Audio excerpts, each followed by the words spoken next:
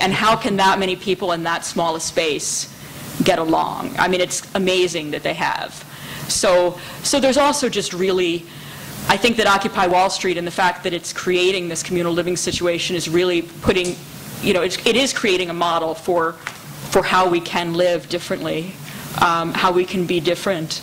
And it's also creating a model that combines real collective activism with just working with our own minds to kind of overcome the discriminations we make so that we don't recreate what we're used to and what we've grown up with wherever we go.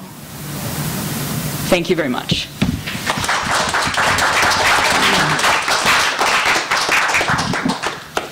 Thanks. Once again, I'm Chris. A number of the other panelists here have already spoken a lot about the similarities and differences between the current Occupy movement and kind of the anti or alter, whatever you want to call it, globalization movement of the late 90s and the early part of the first decade of the 2000s. But I kind of want to revisit it because I think it's really, really important to establish just exactly what the similarities and differences are. I think there are a lot of similarities between what's happening now and what happened then, and kind of many of them are spelled out in the question here. You know, Democratic president, the prominent of anarchists or anarchistic activists in the movement, the prominent presence of labor and union members in the movement. And there's also a number of other similarities that I could point to.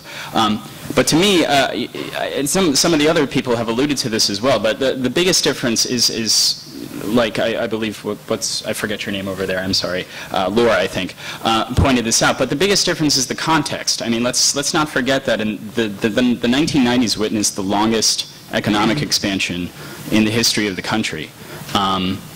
You know, obviously, there was a time of bubble, you know, the dot-com bubble. You know, the Verge did very well, but it was also the first time since the beginning of the neoliberal period in the late 1970s that the working class and the poor, and this includes African Americans and